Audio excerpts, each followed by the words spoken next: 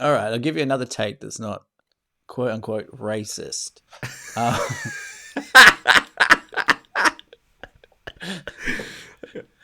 let's give that some time. I think I might actually snip that out and put it at the start of the episode. All right, we are off to a flying start here. So, That looks good. I can is see your it, nipples through your shirt, is so it I'm perfectly happy with that.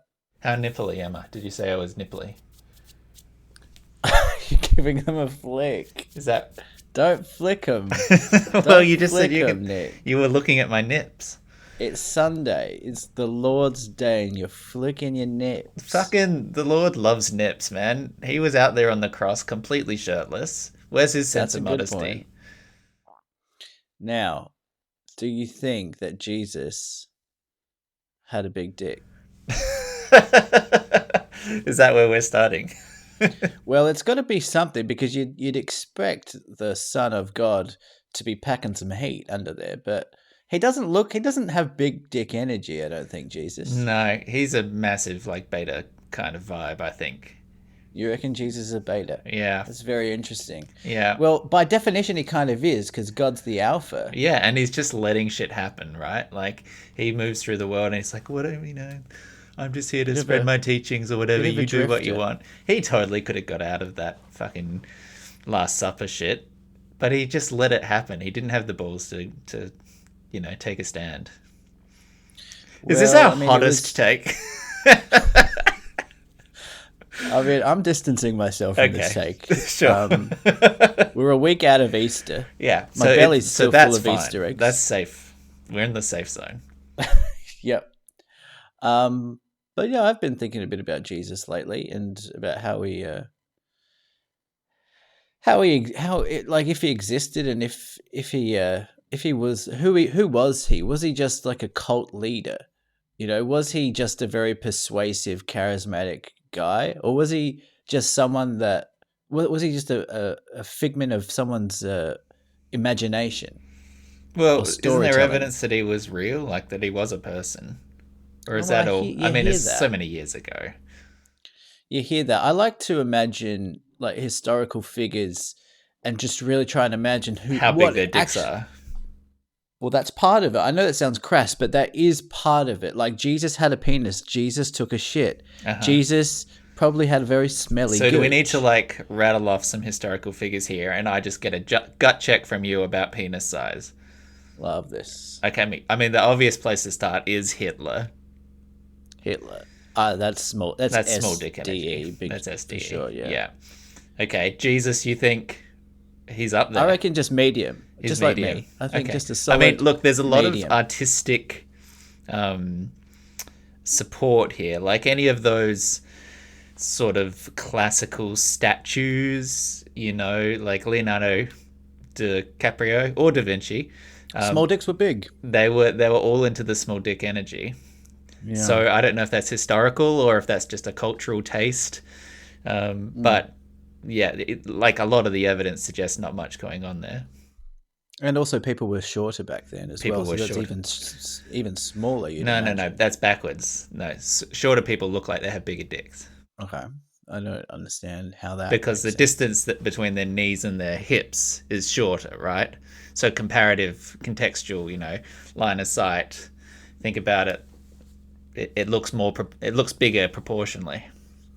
Okay, it's perspective. It's a perspective trick. It's like looking at the full moon rising over the mountains, and you're like, "Whoa, how is the moon that big? How can it possibly be that big?" And it's because you're like on the ground looking at next to a streetlight or next to the mountaintops. And then when it's up in the middle of the sky, you're like, "Oh, that's not that big a circle." Yeah, perfect analogy. Yeah. So that's why Jesus's penis was probably not that big, is what I'm saying. Okay. We had that sheath like around his waist, didn't he, when he was up on the cross? That's the other thing. His mother was famously, but she's been photographed at the bottom of the cross, weeping, but getting a perfect upskirt shot. So she would have seen all his ghoulies. I mean, if she's raised him, she's seen all that, right? That's not news. I guess the thing here is as well, like there's a lot of Jesuses in chapels. So like it would have been a bit of a distracting thing if they had depicted his full holiness. So maybe it was just retrospectively edited to like downplay it, and maybe he was really well hung, but it was inappropriate for the church to sort of pass that on as one of his teachings, like, oh, love thy neighbor, don't do a murder. Also, don't know if this sways you at all, he was packing packing it. So I don't know, I'm just putting it out there. I don't know if you need to think about it. Again, the murder thing, not that great, coveting neighbors, blah blah blah, be kind to others. Just saying, this guy had it all. He had a lot of other attributes, and I'm just putting it out there. Great bod. Great bod. Great bod for someone. They sexualize him a lot on some of those statues. I mean, it but is they weird never that admit it. Jesus is sexualized. The long hair, the blue eyes. He was a surfer bro. He was a bit of a surfer bro, but like where is he? He's just walking around talking and drinking wine, presumably. Where is he getting time to get into shape? He would have been either really skinny or he just had a dad bod. I think that he had, well, if we take it, according to legend, he could turn shit into other shit. So it was probably just like walking past a bush and he's like, hamburger, please. And the bush turns into a hamburger, So I don't think he has to worry about feeding himself. He wouldn't be skinny. Yeah. Those famous Israeli hamburgers. Yeah. They really creep up on you. Yeah. Alrighty. Other historical figures, Einstein. I reckon maybe a BDE. Yeah, he's got scientific BDE. Yeah, which is definitely a thing. Absolutely. SBDE. Yeah, I mean he strutted around the world upending everything. Like that's some real BDE. Mm-hmm. Stephen Hawking. Same thing, right? Fundamentally reshaping everything about the world. That's classic BDE, and also a sort of genuine disinterest in everything around him. Classic. That's kind of like us, though. As you say that, I'm thinking we're reshaping the world. We're doing our own thing. We don't give a fuck. I mean, I think deep thought has BDE. I think comparing ourselves to Einstein and Hawking might be more of a SDE angle. Oh, you have to have a go. You have to. You have to have a go somehow. Yeah. Well, great summary of that discussion. Welcome to Deep Thought, everybody. So sorry for what you've just enjoyed, but I'm so glad that you made it this far. This is a podcast in which we discussed meaningful things as well as often just not meaningful things. Sitting through the internet with me this week, my friend Michael. Yep. Cool, and I'm Nick. Nice to be here. That's my new thing. It's just going to be yep. Just a yep and then silence. Yep. That's good. My catchphrase is yep. It's not a great catchphrase for a podcast, which sort of is predicated on the idea of conversation. But no. I guess we'll see where it goes. Great. Feeling good about this one. I mean, I am. It's cozy, man. It's a. I don't know about you, but it's raining over here. It's nice and cold. Bit of a drizzle going on outside. I've got my hoodie on. Yeah, you do. I've got my socks and sandals on. Mm-hmm. Yep. It's not raining over here, but it's definitely feeling a lot colder than it was. So isn't it funny that did I talk about? I've been saying a lot of. I'm on repeat. The things that I say. I've got 5 things that I say that I talk about in any 2-week period, and I just churn them over. Just try and get as much as I can out of them. And this week, one of them is, isn't it funny that the seasons, to me, they sound like the dates of them they seem so arbitrary, but it really feels like as soon as it turns, what are we in autumn now? Yeah. Fall. As soon as it turns to autumn, it really feels like as soon as that date clicks over that, it feels like autumnal weather. Despite seeming arbitrary. Yeah, but you know that the seasons, those dates, that we call it the thing because the change happens, right? I do know that, but I feel like it seems like there should be some more transition, and You I feel guess there you is. wish there was a little bit more of seasonal foreplay instead of A this little bit kind more of of a just like all blend, of a sudden it's winter, all of a sudden it's It feels like cold. after summer it should get cooler and cooler, and then start getting into winter weather. But it just feels like it just goes Yes, that's bang. what autumn is. Well, okay, I'm not saying that it should be this way. I'm just saying it just feels like it should be a bit more of a transition. But aren't we Do you know in the what I mean? transition now? Like, isn't that the whole It just point? feels like winter. Okay. Well, I'm not in your specific geolocation, so I can't really speak to that. We're still having days which have sunlight and which feel sort of semi-warmish in the afternoon and that sort of thing. So I guess we're getting a smoother transition than you are. But Melbourne is a famously fickle climate anyway. Yeah, you know what they say about Melbourne weather, Nick? Four Seasons in a seasons, day. 4 seasons in a day. Yeah. How exciting. What's been new with you beyond just existentially gazing out the window at the changing of the seasons? Oh, went to Adelaide for a lovely Easter. Oh, yeah. Easter Saw happened. the family. Yeah, Yeah. spent 5-6 days down there, which was Yeah. very nice. Lauren got to meet all my family. We what did we do? We went to some wineries. We didn't get much out of Victor Harbour, but it was five Sorry, days by with that you mean you didn't leave Victor Harbour very much, or you didn't no. enjoy the process of being in Victor Harbour?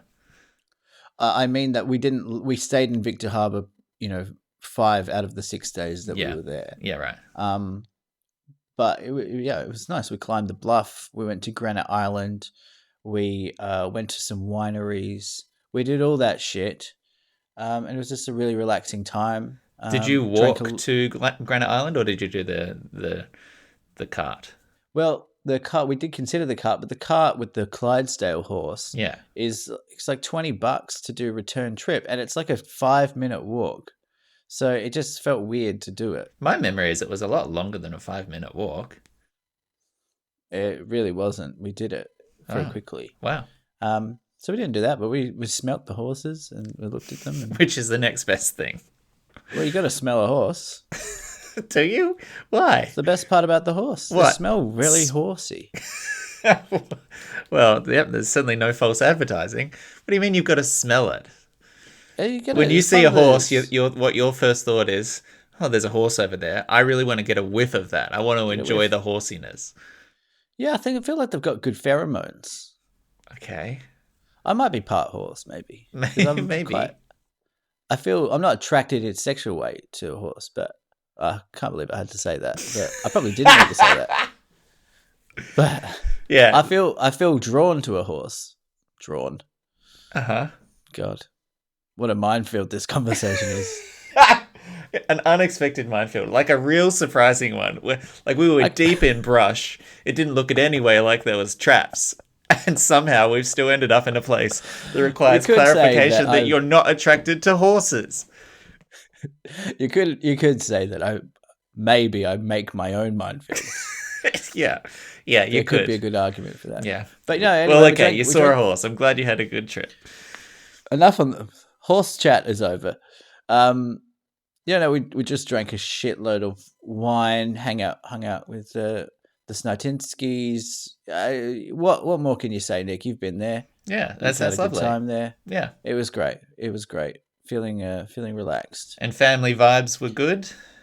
Great family vibes. Okay. Great family vibes. They Okay. loved Lauren. Lauren loved them. It was a wholesome experience, Yeah, that's nice. Yeah. How was yours? It was good. We did a getaway to a place called Caramea, which is up on the west coast, northwestern side of South Island. Yes. Now, you sent me those photos and they looked incredible. Yeah. And I didn't even think to ask where you were. It's all good. I could tell that you were just finding your socks because they'd been blown off.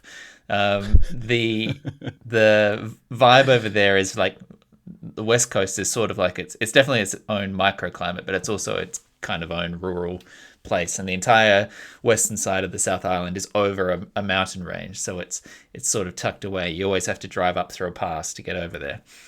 And so over on that side of the island. We had done quite a lot down south, but never gone up too far north, and headed up to this very small town, which, like a one cafe, two restaurant, two hotel kind of town, which is at the southern end of one of the great walks of New Zealand, of which there are about 10. And KC had suggested it because there was a cave system and that kind of stuff. And he'd seen tours and things, and I don't know, just had an impulse to head over there. So we booked 2 nights and went over and did a bunch of walking, visited some cave systems, a bit of like off-roading to get out to these sort of limestone arches and that kind of thing. A beautiful walk along the start of the Heafy track, which is one of the great walks. 3 days, I think, if you do the whole thing. But we just did an hour out and an hour back, which took us to one of those beautiful beaches that I sent you. Yeah. And they had lots of sandflies, you said. So many fucking sandflies. Now, they're the ones that bite? Yeah, they're the bloodsuckers. Why do they bite? Because they want to have that ability? I know, it's gross. That's weird. Be a fly. There had been a hot pool stop along the way that we went out and had a soak, and they were also teeming with sandflies. So you're sitting there in these like natural hot pools, like squat on rocks, having a soak, and then your head is just a swarm of fucking flies. It's very hard to feel zen and relaxing when there's like vampiric bugs on you. Vampiric, yeah, that's a great word. No, we've got sandflies here down the coast, and it's weird that the sandflies seem to exist in the places where you want to relax the most. Yeah.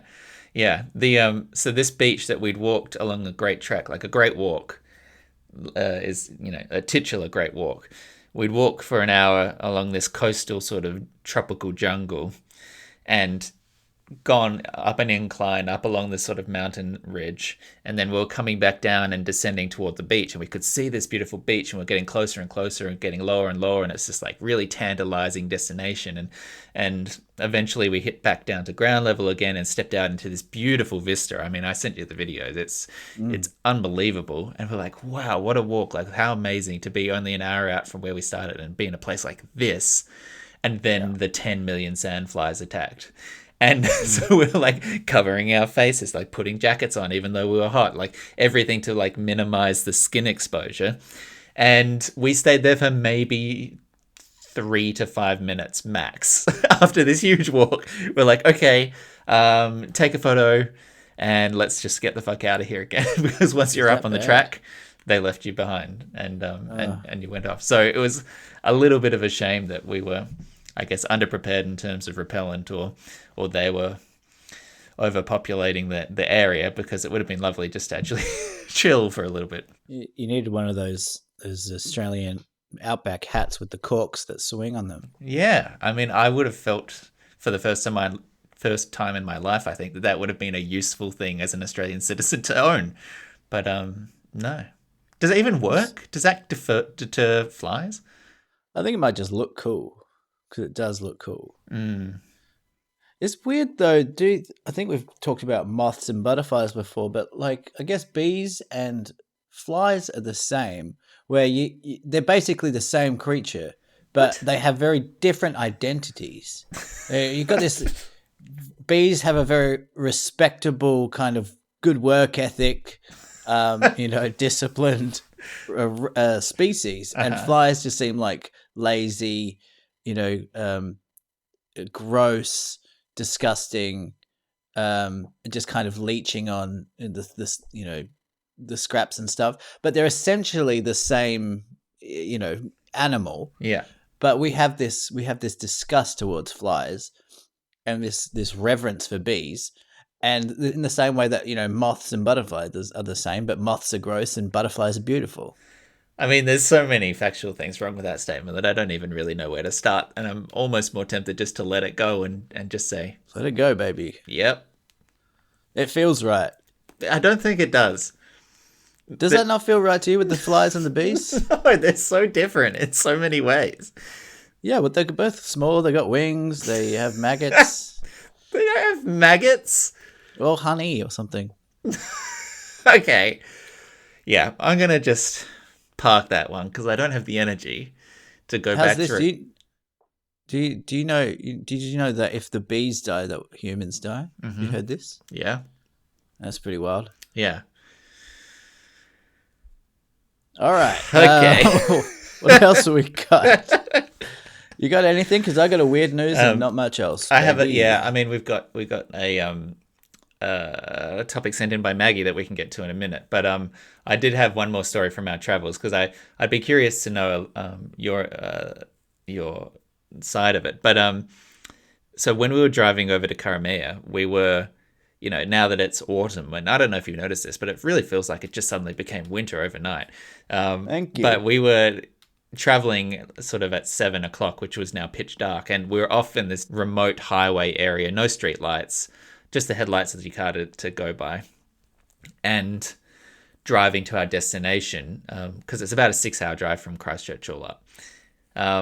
And as we were heading along this highway, God, classic myth, the people who hog up the traffic without pulling over, like camper vans and that kind of thing, rubbish. Just what the fuck are you doing? Look out your fucking mirrors. You see how there's 13 cars behind you? Pull the fuck over. Jesus Christ. Have some self-awareness. Oh, so infuriating, particularly on one-lane roads and like places that don't have built-in overtaking lanes. Like, just fucking pull over. Jesus Christ. And they would drive past things with, like, there are active signs now which says, traffic behind you, let it pass. Like, and then they'd be placed strategically just before an area where you could like actually pull over on the side of the road for a little bit. Not a passing lane, but like obvious space where you could let them through. And they just fucking barrel past it. Oh, infuriating. Disgusting. We, I think, are better drivers, KC and I. And so we were driving in the darkness towards our destination, and there was a car behind us and it was following us. And so at a certain point, it was clear they were either more confident or more eager and trying to go a bit faster than we were. So we pulled over to let it pass. And we pulled over and waited for, 10, 20 seconds. And the car pulled over behind us and didn't go. And we're like, what the fuck? And so then we got back on the road again and we drove a little bit, and it's right behind us. It's dark, headlights in the rear view mirror, like sitting on our tail. And we get a little bit further up, and there's another space, and we pull over, and it pulls over behind us, and it doesn't want to go in front of us. And we're like, what are you up to? What is happening here? So we keep going. And like most of New Zealand, there is roadworks up ahead. And we get to one of those intersection, or it's not an intersection, roadworks where 2 lanes become one, and they've got a stoplight on a timer, and then 1 lane of traffic goes through, and then it flips, and then the other one goes through.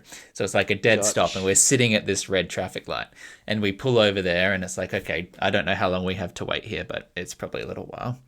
And then behind us in the rearview mirror, all of a sudden, blue and red lights. We'd been tailed by the police, and they're flashing, coppos. And the coppos have now, told us to sit, basically. So we put it in park. We're in the middle of fucking nowhere. Like, there's no phone reception. There's nothing. We're not speeding. We're just nowhere. And so we're in park. KC's driving. I'd had a beer at dinner, and so he's been driving. And then the cop comes up and he, winds down the window.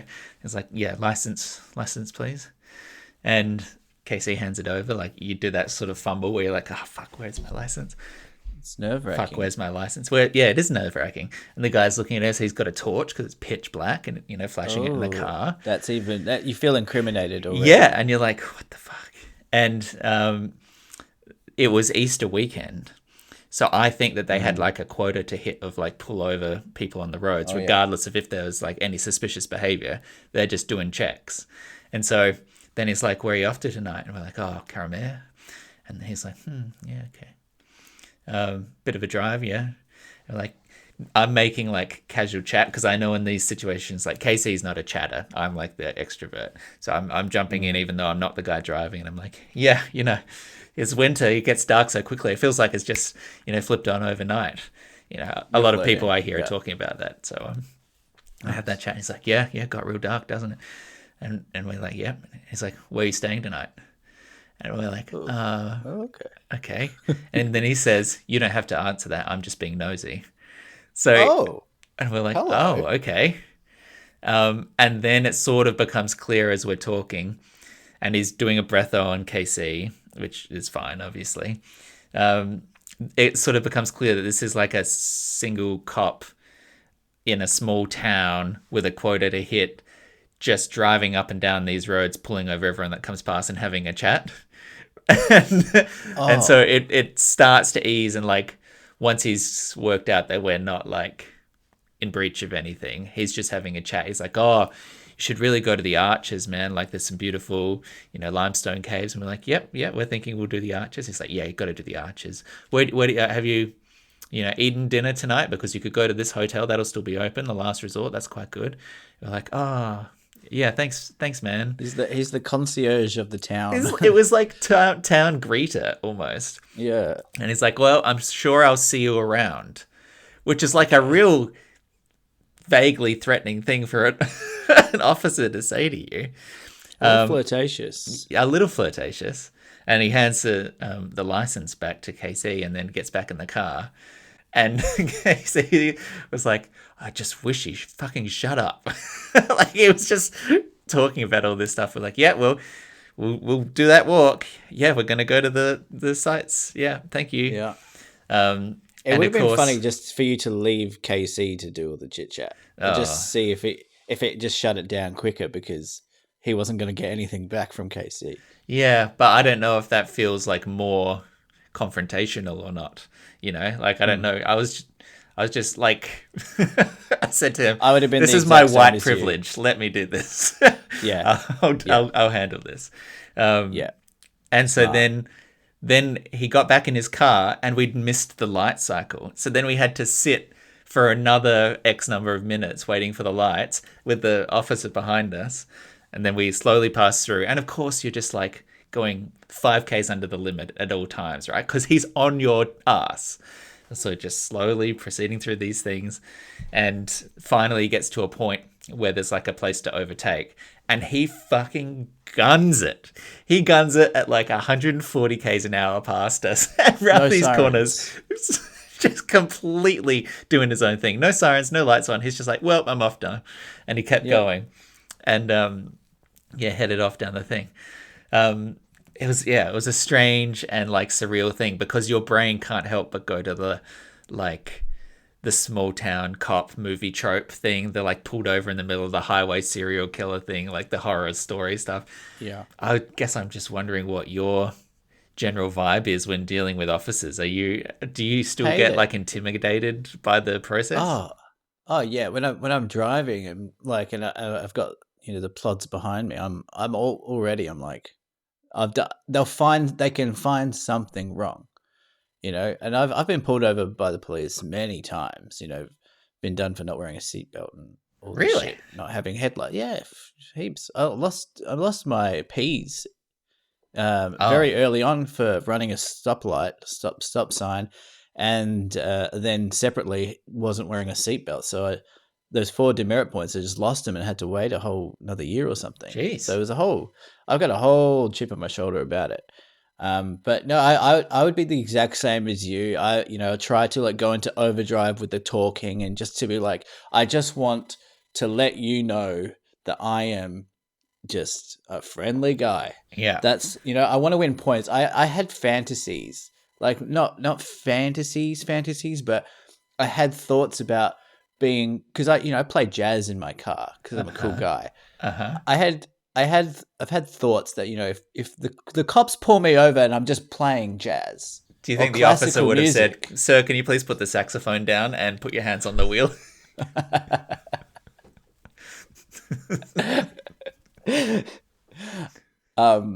That if I get pulled over when I'm playing classical music or jazz, that automatically I'm in the good books, because who's going to be this can't be a hooligan, because they must pull over.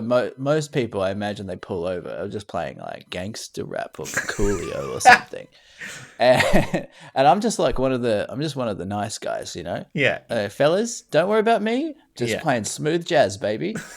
No one playing smooth jazz is doing anything wrong. You know who this is? Ella Fitzgerald. So I think you can keep moving. But no, hate the piggies. No, I'm joking. I love them.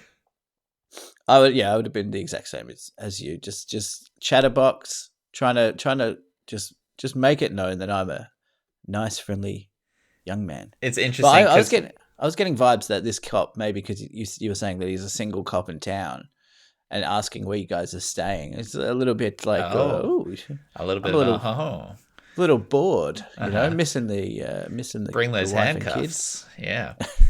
The place that my brain went was like I had these flashbacks to my law days where we were taught about police officer conduct and it was part of the, I guess, defenses or something like that, like criminal defenses. And the phrase that has stuck in my brain from that is reasonable cause to suspect. That's the bar of suspicion that a police officer needs in order to ask to search your car. Right. And so do you have reasonable cause to suspect that a crime is being committed or that there is something illegal that's happened here? And so it's funny that my brain just goes straight to that. It's just floating in my head like these kind of like neon sign, just waiting for him to say, oh, what do you got back there? Or, can I have a look in your boot? Or, something like that. Something which he would have no reason to do, and nor that we have anything to hide in the car anywhere. But it's just flashing there like neon lights. Yeah. Being like, if he asks for something which he's not like legally entitled to, I've got this like ripcord I can pull. But then that's such an antagonistic thing, and all of a sudden it goes from a hey, we're just like mates here, listen to my jazz music, to oh, okay, you're gonna be like that, are you? The attitude test. The attitude test. How do New Zealand cops compare to Australian cops? Because my understanding of New Zealand cops is based entirely from indie rom-coms that are set in New Zealand, and they all seem very, very pleasant and kind of goofy. Yeah. I mean, I think I've only had 3 encounters with the popo in New Zealand. Nice. One was when I got breathoed. It was fine. I had been drinking under the limit. Nice. 2, someone turned up at my door asking whether my former housemate was in the house, someone who hadn't lived there for a year, because he was wanted by the police. And is this the guy that had the pig's head in the No, in the not that guy. not that guy. Different person. This one, okay. I think if I was to guess, would have been more of like a technological crime, some sort of hacking or suspicious online activity. That would be my guess, but who knows. And I said, oh, I could message him, I guess. I haven't spoken in like a year, but I could message and like ask where he is. I think he was up in Auckland. And they said, no, don't message him. And then they walked away. And I never heard what happened next. Very scary. And then, the third was just this one past where the sort of slightly overweight rural cop was telling us all the places we should go in his small town. So 1 out of 3 ain't bad. Shame. Yep. No, I'm just saying that was the picture that you had cast as like a jolly rural cop type, slightly goofy. But yeah, well, I'm glad you guys flew under the radar yet again. Yeah. Weren't arrested for your sins. Yeah. If you know what I mean. Okay, so you had a weird news. Yeah. I got a weird news as well, and I wonder if it's the same one. But first, I feel like we should delve into Maggie's email.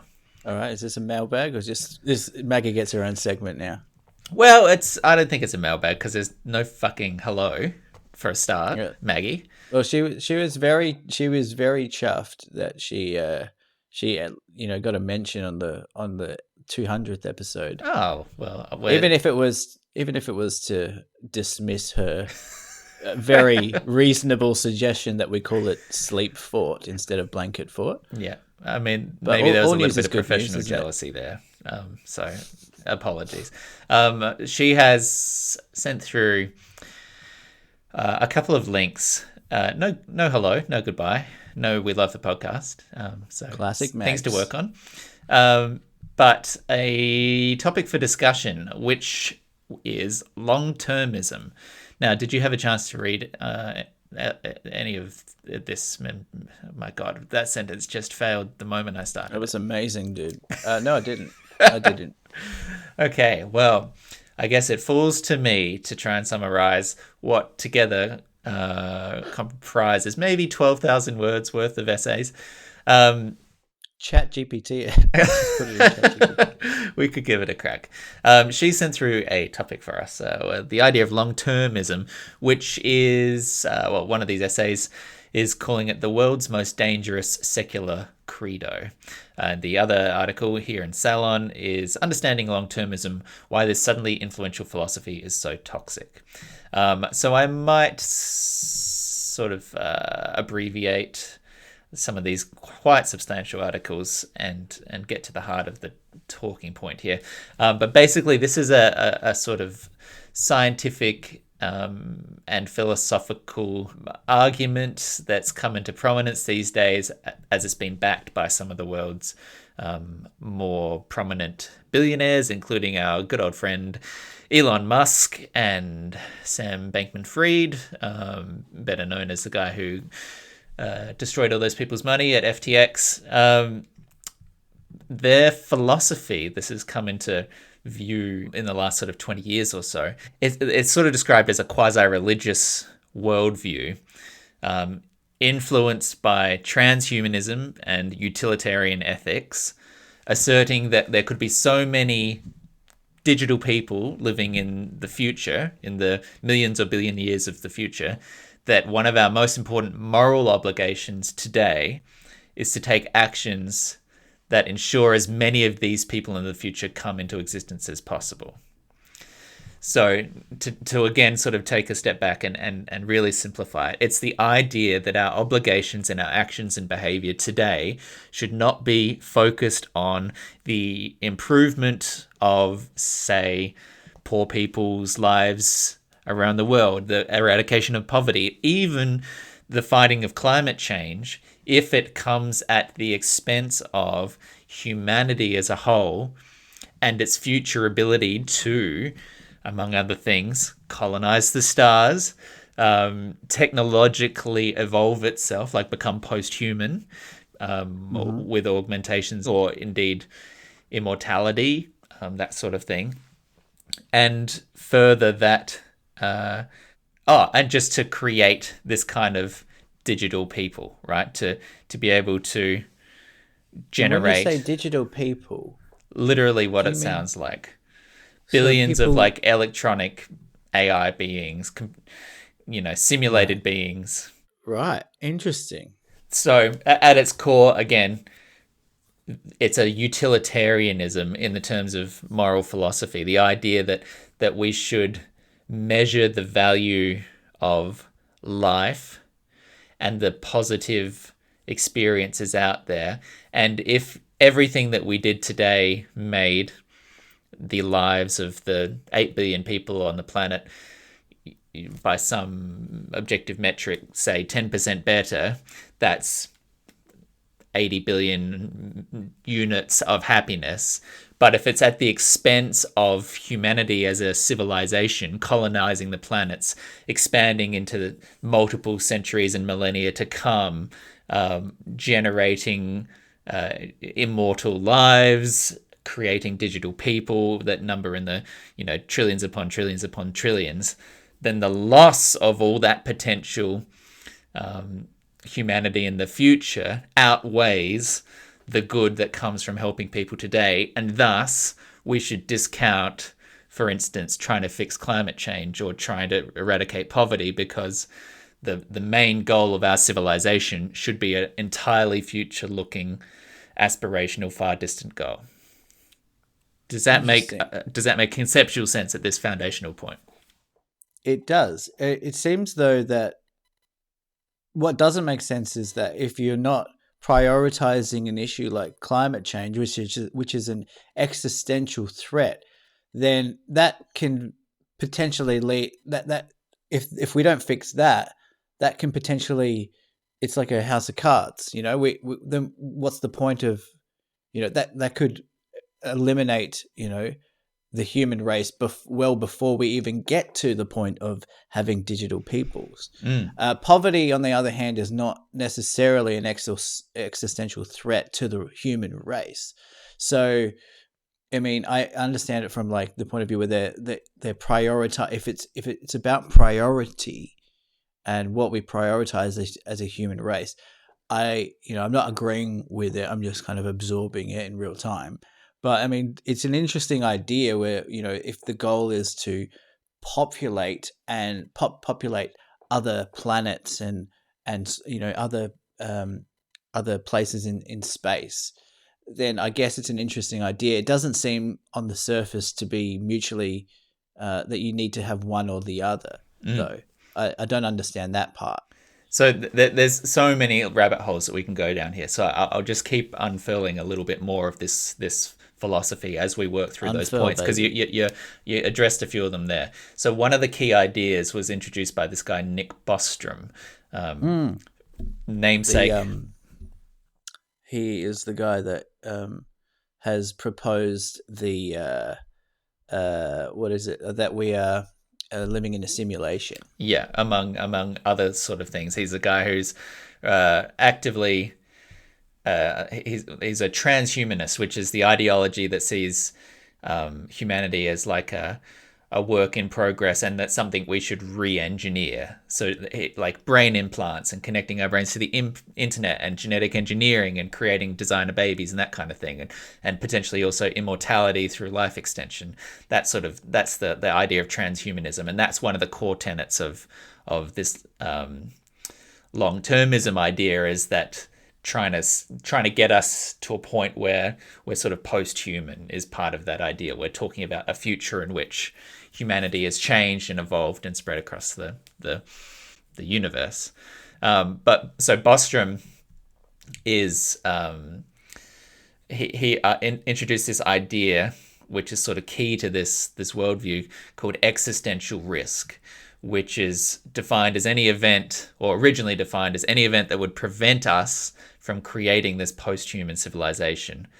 This has subsequently been reworked a little bit, and he's later implied it includes any event that prevents us from colonizing space or from simulating these enormous numbers of people in giant computer simulations. That's a concept, by the way, that Elon Musk has retweeted and sort of got into.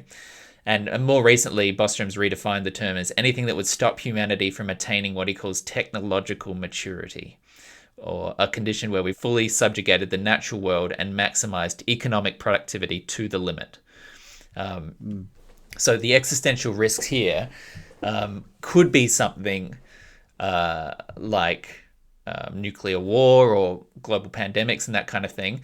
But also the idea of tackling climate change is often not seen as coming to that level, because if it means the eradication of 75% of humanity in a in a long-term sense, that 75% of the 8 billion is a blip in terms of a utilitarian perspective of harm done. That's a blip compared to the lack of creation of the trillions upon trillions of digital people in the future. So we shouldn't be worried about losing 3/4 of the population today if it means that the super rich who survive in their bunkers, or who can make it through a climate catastrophe, still get to go on and populate space. So that's why a lot of the criticism in both of these articles that Maggie's linked, and which I'll put in the show notes, draw the connection to the sort of eugenics doctrines and designing babies and choosing that there should be a better, stronger species at the expense of others.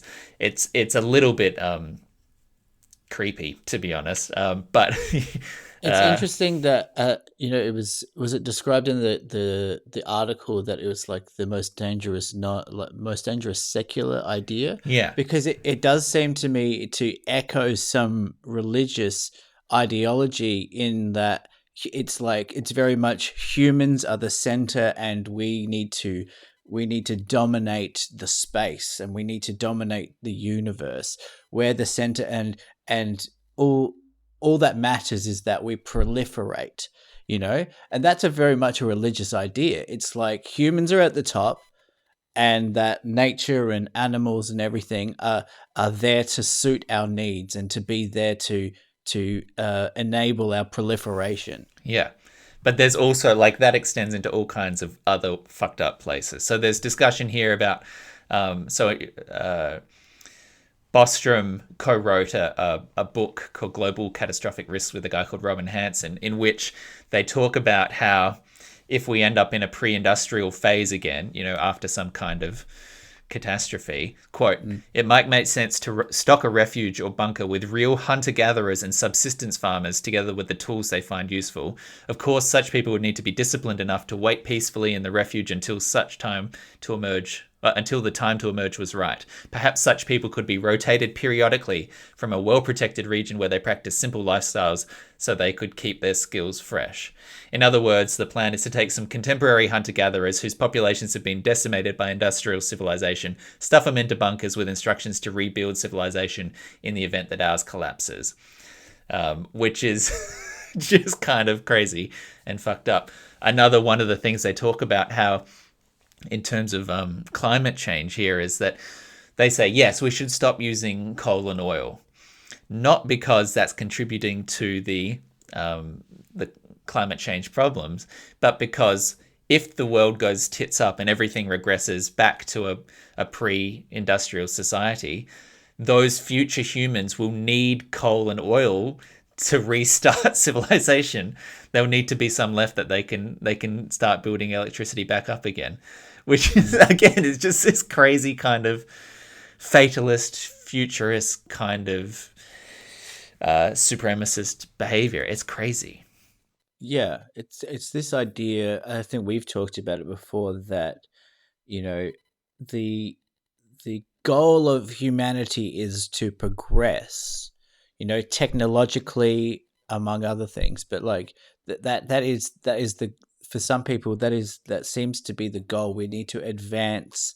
We need to advance humanity, and I guess that is a noble goal if that means that if you want that goal to make the lives of the people who are living easier, because that seems to be the only reason why you would want to advance technology to me, Yeah. is to make people's lives easier, not just to do it. I mean if the goal is to create more souls or more consciousness, which it sounds like that might be one of their tenets of this theory, then I mean, is that a noble goal? Should we be trying to create as much life as possible, as much consciousness, even if it means that we are inhabiting other planets? Is that a noble goal? Well, it's a very valid question, right? Because it comes to the fundamental idea of humanity. Like, what is humanity? When we talk about humanity in a behavioral sense, right, or in an aspirational sense, what we use it for is to talk about kindness. Really, when someone shows humanity, they're showing generosity and inclusion and perhaps in a way superior to animals, like a repression of basic instincts of survival and a more idealistic, optimistic behavior, right? That's humanity. And yet, if you take this long-termism kind of philosophy and apply it to the world to get yourself to a future in which their goals come true, I don't think you're talking about humans anymore. In fact, explicitly, you're talking about post-humanity, right? So we're, in effect, advocating for the extinction of the humans as we currently exist to create some kind of digital people / augmented cyborg future race out in the stars. And I don't know that's... It's strange to advocate for your own extinction like that, don't you think? Yeah, they're almost advocating for artificial life over Yeah. human life. And valuing that as more worthwhile, explicitly valuing that as more worthwhile. So another guy who seems to be on the Mount Rushmore of this long-termism thinkers is a guy called Nick Beckstead, who was CEO of the FTX Foundation, which was funded by Sam Bankman-Fried, and I think he recently just resigned. But Nick Beckstead has said, quote, saving lives in poor countries may have significantly smaller ripple effects than saving and improving lives in rich countries, it now seems more plausible to me that saving a life in a rich country is substantially more important than saving a life in a poor country, other things being equal. Small changes to rich people has ripple effects that over millions, billions, and trillions of years add up to something significant. So there is a very explicit classist kind of view here that we should not care about people who are struggling now, which I just find kind of repulsive. Yeah, it's a bold theory to put out there, especially at this time. Yeah.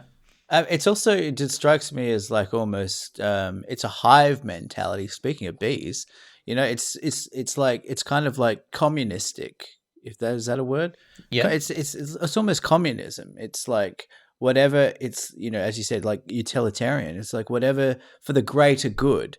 Which, I mean, I'm kind of wrestling with this in my mind, having just heard this theory in real time. But Yeah. like, I guess there is some argument for a utilitarian point of view, but to actively declare that the lives of people who are living right now and who have family right now and who have pain and suffering right now, to dismiss that as not serving the greater good or not worthwhile to the greater good is anti-human in a way. Yeah. So one of these articles here is talking about the fear here and why it's dangerous is because a lot of these people are extremely rich and they are interested in promoting this ideology and getting it into the political apparatus. So if these kind of viewpoints do start to populate beyond the realms of the philosophical and the literati and that sort of thing and get into politics, whether by electing people who have these beliefs or transposing these beliefs onto people already in power, then you really start to see implications of that if it comes down to policy decisions. If people are trying to choose between how a government spends its money or whether it gets into a war with a different country, and that's the thinking behind it, not a concern for the people today, but for what happens in the future, that kind of thing can justify anything. Like you could justify invading another country and millions of lives killed if you can justify that you need the resources in order to prop up your future civilization. Like it's kind of terrifying. Yeah, I guess we already kind of see a little bit of that now with the top 1% just getting richer and the bottom 99% getting poorer. Like we see elements of that. I mean, I know politics is money. It's hard to imagine that these kind of ideas getting the popular vote from the working class. I mean, it's actively pushing down the working class, it seems like. Yeah. It's impossible to separate this ideology or this philosophy from a sort of a capitalist background, right? Where all the people talking about this are people guaranteed to make it, right? Like that's the only reason they're interested in it, because they're insulated. It's the kind of theory you come up with a cigar between your teeth, Yeah. There's either this is top hat and monocle behavior. So all that having been said, I don't have a great deal more to address about its fundamental concepts here, because I think we're both sort of on the same page that it just seems kind of batshit.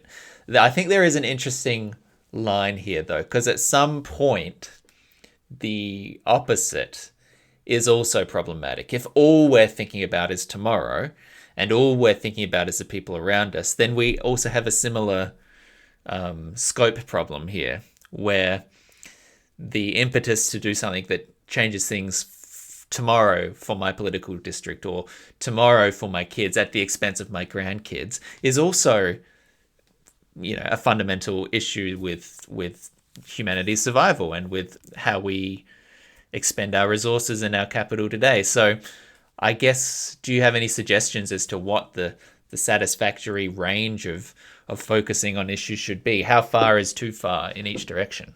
Yeah, I mean, I guess like as abhorrent as some of these ideas are, I think you do need a little bit of it. You need a little bit of those forward thinkers, and I know you hate Elon, but like those guys that are visionaries that are thinking, their heads are in the clouds, their heads are in space. What is the world going to look like in 1,000, 2,000 years? I do think you need a little bit of that. It's when it comes at the cost of, people living today, neglecting them and dismissing their plight. I think that's when it's problematic, and that's when it's grotesque, But I actually do think you need a little bit of this. You need some of those thinkers to kind of propel humanity forward, but in a more measured way. If these ideas become, it sounds like these ideas are coming from a few, very rich individuals. If they proliferate and they become the norm, then we're getting into kind of, apocalyptic sci-fi territory. It really feels like that kind of zone. I don't know if the human race is capable of just striking that balance on its own. They might be. I mean, just in the kind of the what's the term for like the best ideas win out, whatever that term is. Sort of like a form of Darwinism. Yeah, if that's the case, then that's good, that's great. But I guess it just feels abhorrent at the moment, like just like casting people with real lives, just kind of just dismissing them and pushing them to the side feels so gross. So let's start picking a number here. So let's see if we can find an area which seems plausible. If we're talking about a governmental project in which 30 years from now there will be let's say it's a rewilding of a suburb into national park again or something like that. It's 30 years until we see the positive effects of that. Is that a time frame we should be considering? Is that a valid long-term goal, even if the cost of that is for instance moving people out of this suburb and potentially increasing housing shortages, homelessness rates, these kind of things? Is 30 years from now enough of a window to consider that's worthwhile? I just can't answer that question. I don't know. I don't know what the answer is to that question. Would you say that it's more reasonable to do that with a 30-year turnaround than a 100-year? If I said in 100 years we'll see the benefit from this, the species will recover, the carbon capture of this rainforest will be back, but for 100 years the people that were living here will be displaced, or there'll be an economic effect from that now. On paper, you kind of want to say yes, on paper, but that's the thing. That's part of being a human. You can look at data, or you could look at information, you could look at a problem on a piece of paper and make it a mathematical equation or a cost benefit analysis, and it becomes much easier to answer that question or that problem. Then you can meet one person and they can tell you how this is impacting them. And you can be like, well, see ya. I guess that's part of I just have no idea. I have no idea. And yet it is a thing which we as a society deal with every day. Like if you want to build a new hospital somewhere and you are putting up a 5-story building next to a residential district that was 1-story houses, you're going to get people saying, don't build this next to me. And yet the benefit for having that hospital there for the community at large is potentially immense. All of a sudden, emergencies get responded to faster. Healthcare improves for the populace at whole, but everyone in that block sees their housing value diminish, sees their access impeded, sees their house view, the view out the window change from a park to a wall. Every stage of this, and that might take 10 years to come together. Every stage of those decisions involves some kind of calculus about the long term versus the short term. So there must be people out there who have that ability to to work out what the value is, or to do a calculus and decide that yes, it is a worthwhile sacrifice to make. Yeah, it's trolley problems. It is trolley problems. It's just it's just weighing up. I guess, yeah. Theoretically, there could be a mathematical equation, but you know, it's kind of feels like a religious rhetoric. But you know, as soon as you try to break down these types of problems into a cost benefit analysis or a mathematical equation, it seems to suck out the humanity of it. And I guess, yeah, that's what that's what governments, I guess, are kind of weighing up, all the time, and politicians are weighing up all the time. Is this balancing act between what's actually going to be better for the collective versus these few individuals.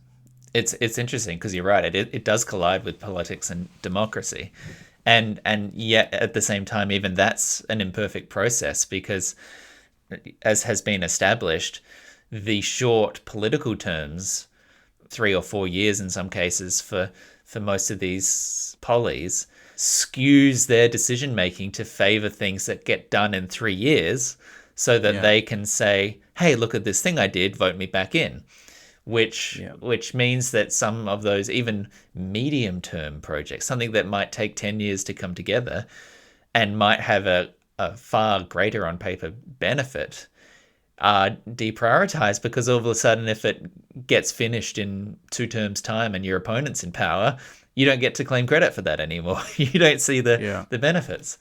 So it's a real fucking knotty web of morality and bureaucracy and politics and democracy. Like, who gets a voice to say do or don't do this? It's it's a fascinating area. Yeah, and we keep saying this, but I just don't think politicians get enough credit Yeah, for the work that they do.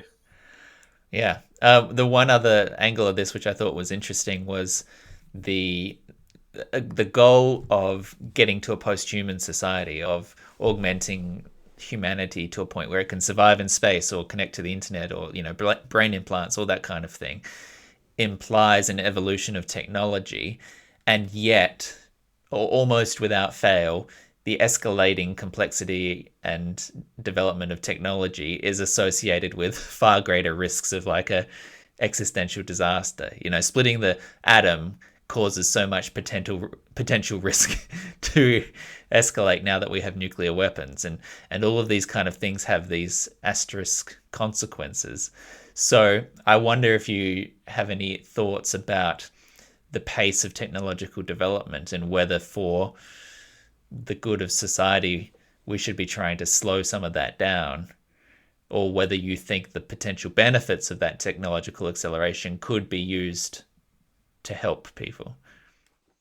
Yeah, I feel like technology is one of those things that I don't know if we can even slow it down.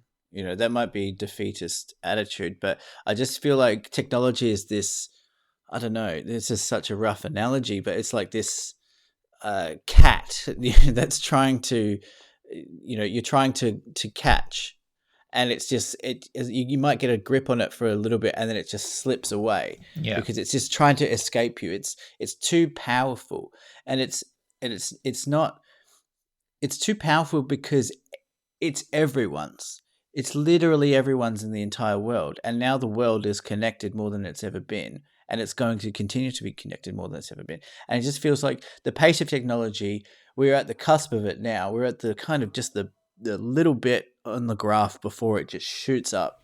Yeah. And I just feel like we're not capable of actually controlling this wild animal, and it's just going to shoot off, and it's going to be great for a little bit, but it's also going to come with all these, and we're already seeing it now. Social media is part of technology, and our values and our how we respond to this technology, we just cannot measure up to the pace at which technology is moving. We just can't compete with it. It's interesting because there is, as I sort of was alluding to, an inherent paradox here where these people, the long-termist worldview, was concerned about existential risks, right? Something that might stop humanity from becoming this space colonizing, far future, post-human technological utopia. And yet technological development comes with potential existential risks. So there's this inherent tension between the idea. And some of the defenses are sort of the NRA slogan of guns don't kill people, people kill people. Basically, technology is a tool, and you can't blame it for how it gets used. One of the people here quotes Carl Sagan to say, "Many of the dangers we face indeed arise from science and technology, but more fundamentally because we've become powerful without becoming commensurately wise." So part of this approach seems to be a bit of a hands-off thing. Well, it's not our fault if in our pursuit of long-term spacefaring goals we end up inventing a technology which is used to kill everyone. That's really just a fault of the people using it. So I think I would weirdly side with that belief enough to say that at least side with Carl Sagan, I should say, that I'm worried that this technological advancement is happening before we've really thought through the implications of it. How would you slow it down? Well, I guess regulation. It's a very good question. I don't know. How do you slow it down? Well, if it's being developed in private corporate facilities, I don't know how you can impose anything on that other than a regulatory level, which comes from government, which comes from democracy. So it would take a sort of cultural concern that something was happening faster than it should, or in a way that it was risking the average person, and for that ideology to trickle through to a point where government acted. But I mean, look at how ineffective they've been at trying to constrain even the most simple of social media networks today. They still seem to be like, so what's Facebook? And meanwhile, democracy has been corrupted, or, genocides have been committed, and they're still a bit like, should we do anything about that? And that's a 15-year-old problem. Yeah. It really just feels like that we're just living in the sweet spot of humanity. We're getting the benefits of civilization. We're living in a time where we're getting the benefits of all this technology, and yes, there are some side effects of that, but before it really kicks off, before it feels shit. like it's gonna get real bad, for our kids or our grandkids. Yeah, it just feels like we're in a good spot right now. We'll get to enjoy it for a little bit, and then it will go shit, and then we'll die, and everyone else will have to deal with it. How often in your day-to-day life does the thought of consequences beyond today, tomorrow, this week enter your brain? How often are you thinking, I should not do this because in 10 years X, or because my kids X, how often does that cross your mind? Not enough. I'm new to recycling, for example. You're new to recycling? Well, I've only in the last 4 years become conscious of it, or started to recycle. It just I'm not blaming my folks here, but I am, but I'm not. But we didn't recycle when we were growing up. It just wasn't a thing. You just put everything in the trash. And I used to wonder why the recycling bin was so much bigger than the rubbish bin. I literally until I moved out and lived in a share house, I was like, isn't that weird? Yeah. And then someone was like, it's because you're meant to recycle more than you throw out the rubbish. I was like, oh, okay. What's recycling? But yeah, I like it in theory, but I don't do enough to implement any practical changes to what I do. But it also feels so much larger than you. You got billionaires flying on private jets, and then here I am, scraping off my pizza box, my Domino's box, and so that it's clean enough to put in the recycling bin. Like, I mean, it just feels like bigger than you. But I know that it's like everyone needs to have this collective mentality in order for it to work. But it just feels when you feel kind of defeated by the whole theory of it. Well, it's interesting because the idea of a carbon footprint was a corporate invention. That was a concept that came from industry to push the responsibility that they were facing for their emissions in manufacture and transport and all that kind of thing, and to take the heat off them and to say, but shouldn't everyone be worried about what they're doing? Like that was a corporate invention. And that doesn't mean that there isn't value when thinking about your actions, as you just said, Yeah. Like, yeah, let's recycle shit where we can. But as you say, most of the problem is elsewhere. So there is an interesting dance to be done where you can accept some responsibility for your actions while also still advocating or looking for bigger changes at a bigger level beyond the individual. Yeah. I think my big contribution to society is going to be when I die, and instead of getting a coffin or getting cremated, I'm going to be turned into a tree. Okay. How do they do that? I'm going to be one of those. I don't know. But so again, I've heard just about to be clear, they turn you into a tree. Yeah. I saw and Matthew then put a tree on McConaughey's it. Instagram. Okay. I think they turn you into they put you in with some soil and some seeds and stuff, and then you become a tree. They grow you and give oxygen. Yeah, right. So I think that's when I'm gonna really give back. You didn't consider the jewelryification, like cremation and then turned into a diamond, and then maybe you just become a necklace. Hand it down to your kids. Well, I could become a necklace, and then someone could sell me for a lot of money, and then they could use that for good. Plant some trees. Give it to Africa, for example. Okay. Here's a necklace. So what if the long-term goal here is to repay the blood diamonds that we stole by cremating all of the white people around the world and sending them back and just balance it out? That's pretty good, actually. We got to think long-term. Do you want to do that? I'm in if you're in. All right. As long as it's not just me. We'll die together. Well, thank you, Maggie. That was an interesting point of discussion.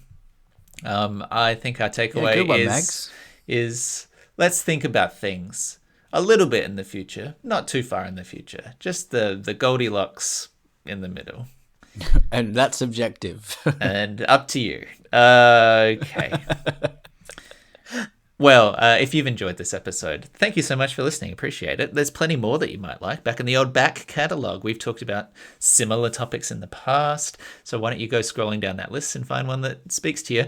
Give it a crack. You can also get in touch, much like Maggie did, by sending us an email to deepfort@gmail.com. You can find us on the social network of your choice. You can listen to our songs and episodes on Spotify. And, of course, you can just try to make the world a better place by turning yourself into a diamond when you die. So put that into your will. And give us 5 stars on Spotify. Give us 5 stars wherever you see the opportunity. It's very easy to do. I know a lot of you are listening to us on Spotify. Just tap the 5 stars button. Yeah. It's right there. Okay. I'm actually a little bit impressed because I was worried you're going to come off real hot again. And you actually sounded persuasive rather than aggressive. So I think we're making some real progress here with your tone. It's peaks and troughs, Nick. I'll come back extra hot next week. Okay. Well, why don't you lead us into that by giving me a bit of weird news, please? All right, let's weird news it up. Play the jing. In the news today from the Strange and Weird Fact File.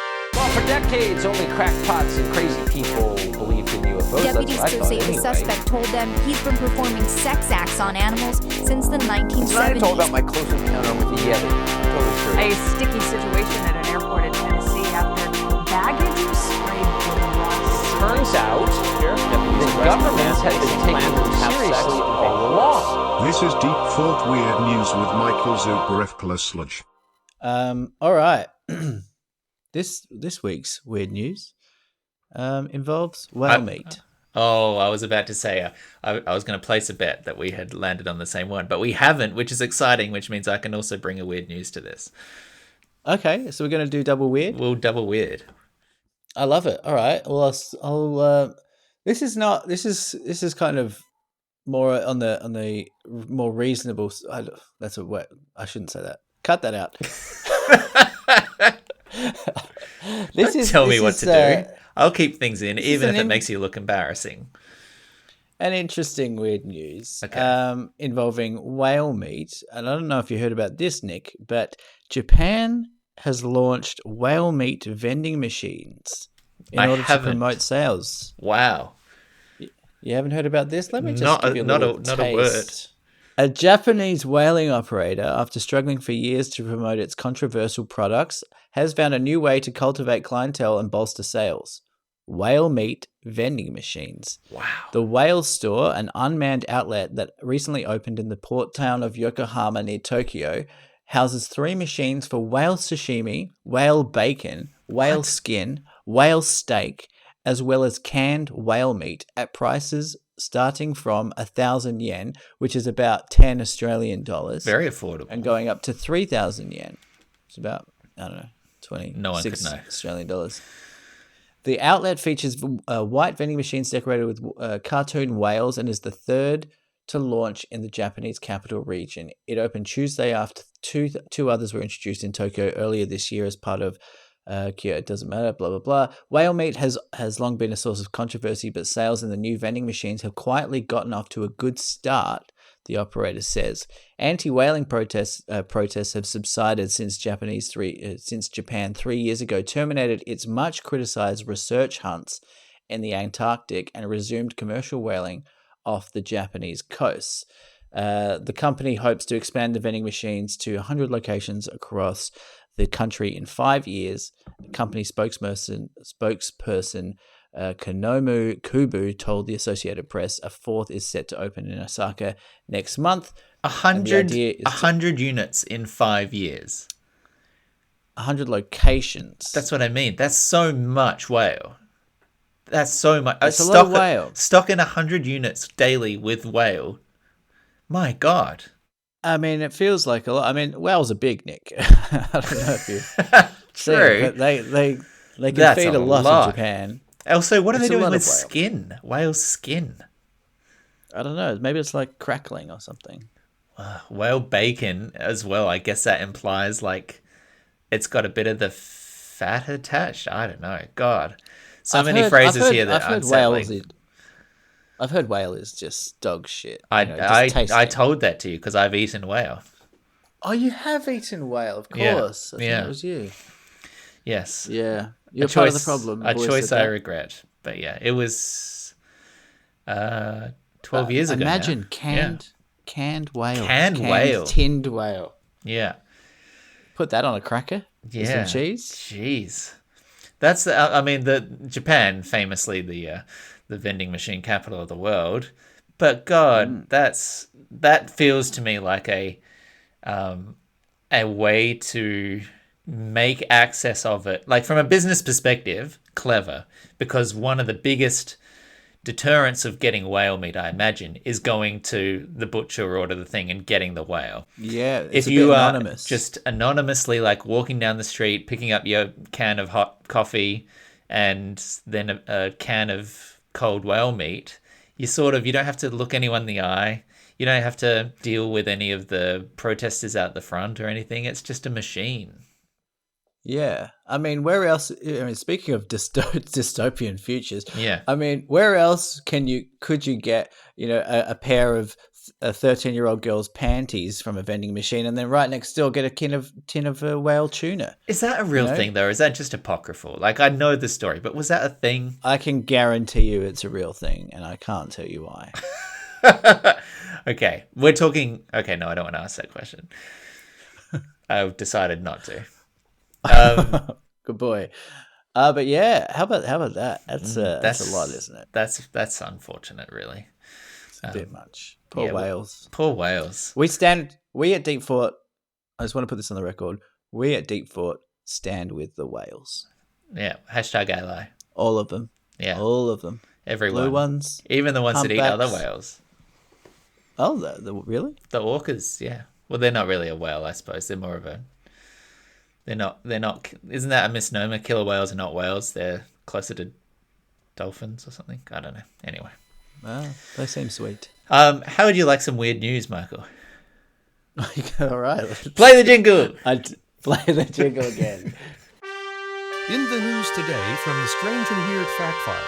Well, for decades, only crackpots and crazy people believed in UFOs. Okay, I got one to really bring this thing full circle. I assumed that you saw this article, but maybe just declined to bring it up. This one, it was reported everywhere, but I am quoting from RNZ. The headline: Dalai Lama regrets asking boy to suck my tongue. I did see this. And I clocked it. I actually heard it on a podcast and clocked it. I was like, should bring that up. Yeah. Didn't, but go on. Love this. The Dalai Lama has apologized after footage showed him asking a boy if he wanted to suck the Tibetan spiritual leader's tongue. His office said he wanted to apologize to the child and his family for the hurt his words may have caused. The video also shows the Dalai Lama kissing the child on his lips. Quote, His Holiness often teases people he meets in an innocent and playful way, even in public and before cameras. He regrets the incident. The footage sparked widespread criticism, with many social media users saying it was inappropriate and disturbing. The foundation uploaded photos from the event on social media in March. In one of them, the Dalai Lama is seen hugging the boy from the viral video. In the video, which is circulated online, the boy is seen asking if he can hug the Dalai Lama. The leader motions to his cheek, saying, "First here," and the boy kisses his cheek and gives him a hug. Then, while holding the boy's hand, the Dalai Lama motions to his lips and says, "I think here also," and kisses the boy on the lips. Oh, no. The leader then puts his forehead to that of the boy's before sticking out his tongue and saying, "And suck my tongue." As some people laugh, the boy sticks his tongue out before withdrawing a little, as does the Dalai Lama. Okay. So that is kinky as fuck. Yeah. In Look, 20 my man's horny. My man's horny. What can I say? He's really trying to, I guess, boost the profile perhaps of some of that religious discussion. It's interesting it's a here. Shame because go on. So the end of the article here, they say that sticking one's tongue out is a form of greeting in Tibet. Interesting context there. Okay. The last sentence of the article here, though, is, in 2019, the Dalai Lama's office apologized after the spiritual leader told the BBC in an interview that any future female Dalai Lama should be attractive. So again, that's some big dick energy. I love that. We've got this view. The Buddhism has this perception that it's like almost above Christianity. It doesn't get it. It kind of rises above shit. Yeah. So it's nice to see that His Holiness is just a creep like everyone else. It's nice. It's like they're all shit. It's comforting. They're all just horn dogs. Yeah.